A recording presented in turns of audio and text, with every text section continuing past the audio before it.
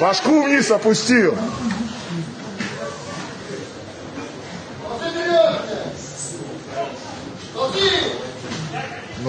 وزارت کارهای خارجه روسیه میگوید که تفتیش حمام شهر مسکو ضد شهروندان کدام کشور مشخص روانه نبود. این عملیات روز 10 اپریل در حمام بادراس در ناحیه تیمریازیوی مسکو گذشت. وزارت میگوید آن طبق نقشه دایر شده 59 کس از حمام به اداره پلیس انتقال یافتند.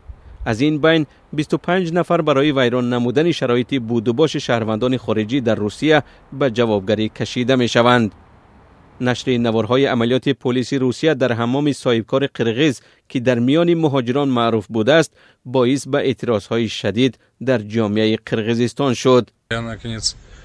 من چون دیگر شهروندان قرغیزستان منتظر واکنش وزارت امور خارجه کشور هستم. این خودسری مقامات روسیه در نسبت شهروندان ما و عموما مهاجران نباید به این شکل ادامه کند. با نظر داشت آن چیزی که در روسیه در مقابل مهاجران از آسیای مرکزی روا دیده می شود. باید تاکید کنم که رهایی از ناتسیسم نه به اوکراین بلکه به روسیه ضرور است. تفتیش تحقیرآمیز مهاجران قرغیز در حمام مسکو با واکنش جدی وکیلان مردمی قرغیز هم مواجه شد.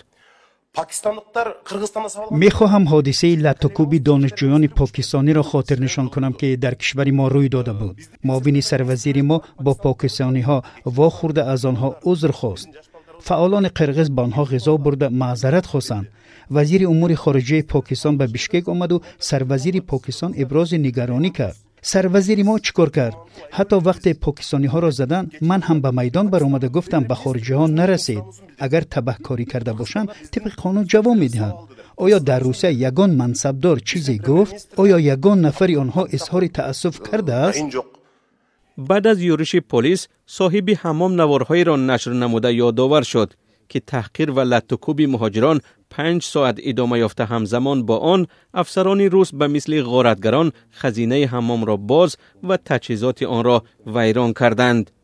خبرگزاری اینترفاکس روسیه از نقل امبودسمن و یا وکالتدار حقوق بشر قرغیزستان جمیله جمانبایو می نویسد که عملیات در حمام مسکو از طرف اداره دادستانی و خدمات مهاجرت تفتیش خواهد شد.